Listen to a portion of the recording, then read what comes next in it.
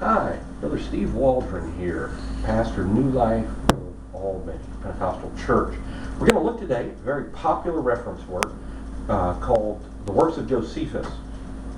He wrote the antiquities of the Jews and the war of the Jews against Appian, a little life history, that type of thing. Josephus, who was Josephus? Well, on his dad's side, he came from the high priestly family. On his mom's side, he claimed royal descent. Of the 24 courses of priest, he would have been a member of Jeharion, which would have been the first course of priest.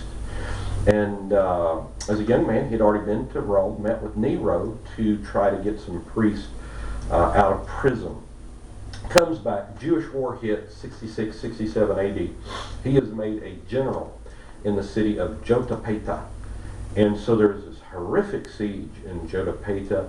According to Josephus, he did a great job defending it against impossible odds, pouring boiling oil on the Romans and different things such as that. Great subterfuge. Eventually, he and 39 other people escaped Jotapata and hid in a cave, like a hole. And I get a lot of that. I read The Essential Josephus by Meyer, who is an incredible author from Western Michigan University, Paul Meyer. He writes several books, Pontius Pilate and different things. But anyhow, I'm in the course of reading Josephus. I haven't finished Josephus yet. I've read a lot of Josephus. But this is a complete and unabridged edition put out by Hendrickson Publishing, which Hendrickson up in Peabody, Massachusetts, makes some great books. But getting back to Josephus, he escapes, and he says, "We'll never be taken alive." So they came up with this lottery system to where they would kill each other. And then when they were down to two, then they'd do the lottery, one of them would kill, and then the last person would commit suicide. And so, through the lottery, he and another guy are left. They've killed 38 of their fellow Jewish compatriots. And then he kind of looks at the other guy and says, "Why don't we just give ourselves up to the Romans?" And so, to the Jews, many Jews consider him the Benedict Arnold of Judaism. They do not like Josephus. They would never propagate his works. They would never translate it into Hebrew. Because again, they look at him as a traitor.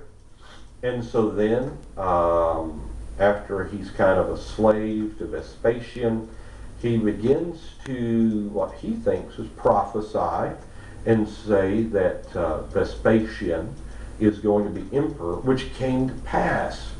Now, I've had Bell's palsy recently, so I've got to hold my eye. I still can't close my eye all the way, so I have to hold it down every so often.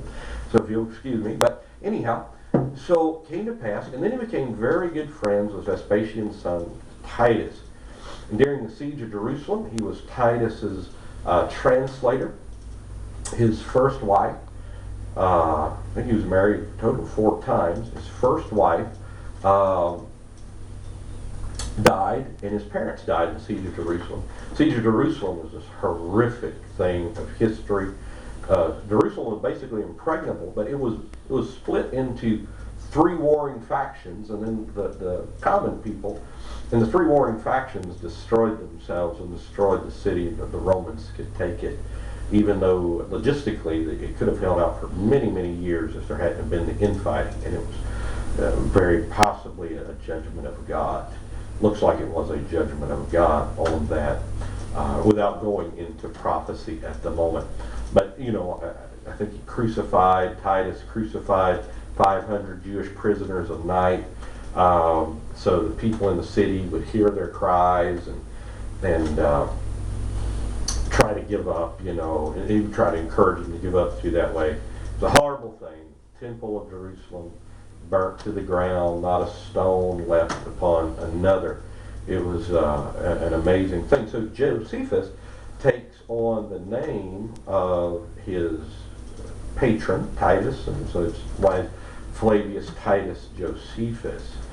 And so he wrote the Jewish War, in about 77 AD, 7 volumes, and it talks about Judaism from the time of the Maccabees on through the fall of Masada, that type thing.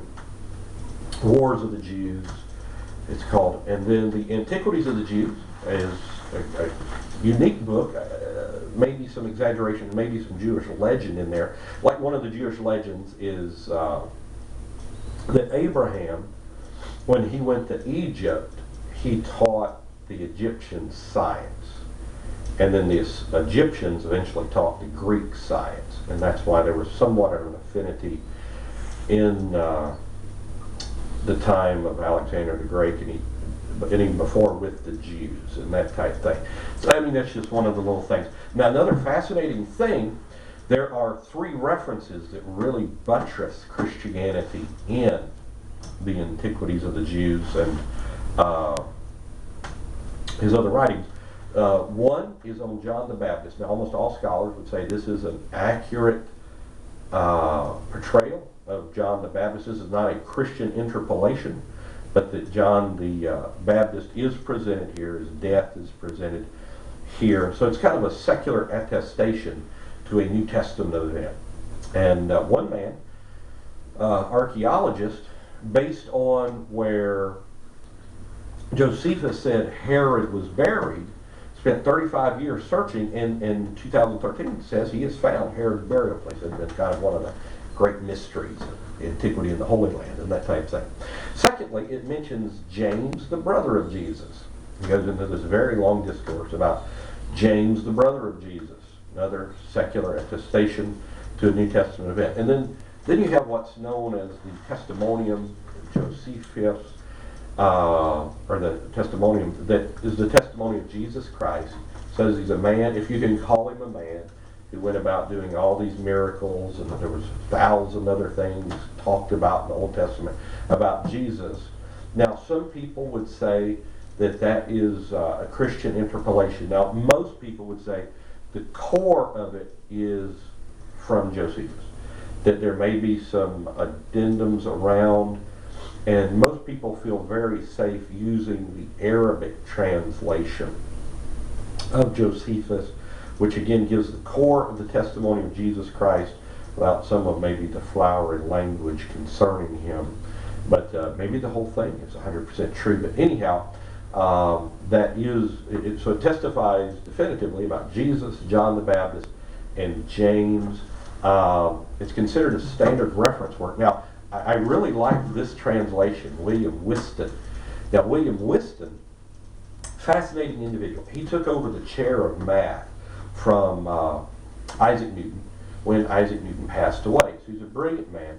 He's probably best known for the Longitudinal Act of 1714 of coming up with what we now call longitude, in contradistinction to latitude, longitude, the Longitudinal Act.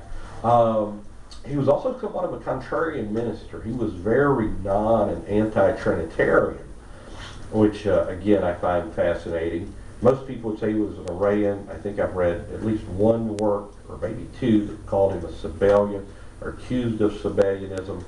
But William Whiston, very brilliant polymath. It's been said specialization is for insects. Learn all you can about everything you can. So especially furthering the truth. That's our whole goal.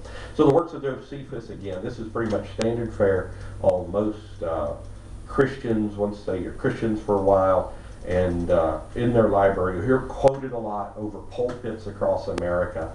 So encourage you to get the book. Now, all you need is this book to get saved. That's the book you need. But, interesting things in here. Let me just say, don't believe everything you read in here. Do like I try to do before I read a book. I'm like, God, give me your truth out of this book. Let me hate every lying and wicked way, because it's all about truth. So God bless you. I hope you have a wonderful day.